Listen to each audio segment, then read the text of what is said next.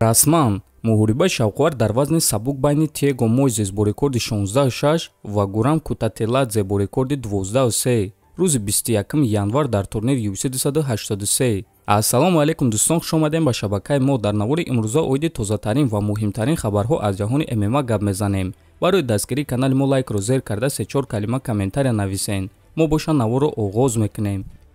шахсоне ки аз Москва ва Московский област хоҳиши гузаштани граница дорен ва намедонем ки ба кӣ муроҷиат кунен, пас мо ба шумо одамони бабоварӣ, Акай Ғулом ва Акай Умедро тавсия медиҳем ки тӯли чанд сол мешавад онҳо дар ин соҳа кору фаъолият мекунанд. Ин бародаро шуморо аз Москва ва Московский област гирифта ба мошинҳои худ ба границаи Қазоқистон бурда меоранд. мошинҳои ин бародаро мошинҳои комфортни буда ҳамаи шароитҳоро доранд. барои ҳамин худи ҳозир ба номерҳои дар рӯи экран буда занг занен ва граница гузашта ҳуҷҷатҳои худро хуб кунен ва агар ки скидка гирифтан хоҳен, пас ҳатман аз номи канали мо Паҳлавон теҷа гап занен.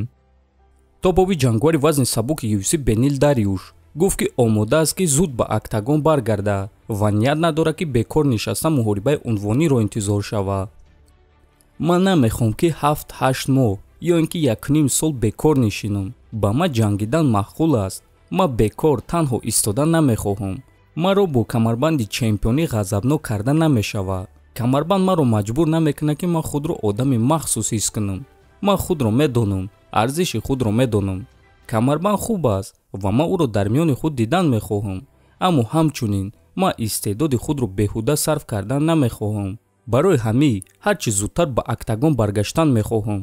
фикр мекунам ки худи ҳозир вариантҳо барои ма ин ғолиби муҳорибаи Дастин Порье ва Майкл Чендлер, Чарлз Оливера ё ин ки Рафаэл Физиев аст. ана ҳамин се вариант. ҳамаи инҳо рақибони хубанд. барои ҳамин биёин мебинем ки кадоме аз онҳо рақиби ман мешавад ва ба пеш ҳаракат мекунем, гуфтааст Дариуш. хотиррасон мекунем ки айни замон дар вазни сабук ба ғайр аз чемпион Ислам Махачев, ма аз Бенил Дариуш ғалабаҳои пайдарҳами аз ҳама зиёд дорад ва ӯ дар ҳақиқат сазовори муҳорибаи унвонӣ аст. худи шумо дӯстон киро рақиби Бенил дидан мехостен? метавонем фикротонро нависен. мо боша мегзарем ба дигар хабар.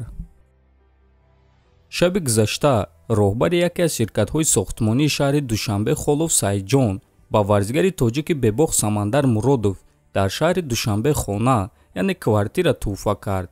оиди чиз Раҷабали Баёнов дар саҳифаи инстаграми худ хабар дод. ва дӯстон бояд гуфт ки албатта ки Самандар сазовори чунин туҳфа аст ба монанди дигар варзигарони машҳури мо ва ин туҳфа дӯстон ба дигар варзигарони ҷавон илҳом мебахшад ва мотиватсия медиҳад ки боз ҳам сахттар ва зиёдтар тамрин карда натиҷаҳои хуб нишон диҳанд. барои ҳамин мо бо ин гуна нафароне ки чунин туҳфаҳо ба варзигарони тоҷик медиҳанд аҳсан мегӯем. аз худи Самандар Муродовро бошад табрик мекунем. чемпиони пешинаи UFC дар ду вазн Генри Сехудо боварӣ дорад ки ҷангвари нави UFC гӯштингири амрикоӣ бо Никал Ҳамзат Чимаевро шикаст дода метавонад.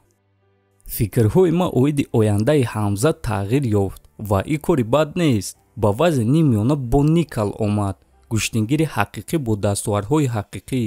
ӯ ба монанди Ҳамзат танҳо чемпиони Шветсия оид ба гӯштинг нест. Ҳамзат ягон маротиба бо гӯштингирҳои сатҳи олимпӣ гӯштинг гирифтагӣ нест. ӯ танҳо гӯштингири хубе ҳаст ки ба худ боварӣ дорад. аммо вақте ки рақиби ту шахсе мешавад ки дар гӯштинг аз ту дида зуртар аст, ман ҳатто намедонам ки чӣ гап мешавад. аммо ба ҳар ҳол ман ҳоло ҳам боварӣ дорам ки Ҳамзат Исраил Адесанияро шикаст дода метавонад. аммо пеш аз ин кор ӯ бояд ки довталаб шавад ва ин аз ҳама кори душвор барои Ҳамзат мешавад, чунки аз ҳама рақиби вазнин дар вазни миёна барои Ҳамзат и Роберт Витакер хоҳад шуд, гуфтааст Сехудо. хотиррасон мекунам ки чанд муддат пеш гӯштингири машҳури амрикоӣ бо Никал дар турнири Dana White Contender Series ғолиб шуда бо ташкилоти UFC шартнома баст ва дарҳол ба Ҳамзат Чимаев визв дода ӯро тарсончак номид. ва боз чанд рӯз пеш ӯ гуфт ки ҳамаи доғистониҳои UFC-ро шикаст дода ба онҳо гӯштинги ҳақиқии амрикоиро нишон медиҳад.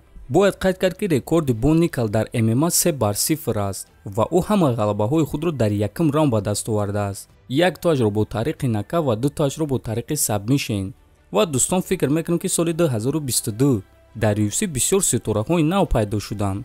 акнун мебинем ки дар соли 2023 онҳо чӣ нишон медиҳанд. дар ҳамин ҷо дӯстон навори мо ба анҷом мерасад. ҳатман дар канали мо обуна шавем, фикр ақидотонро нависен. то боздид хонободу сарбаланд бошен.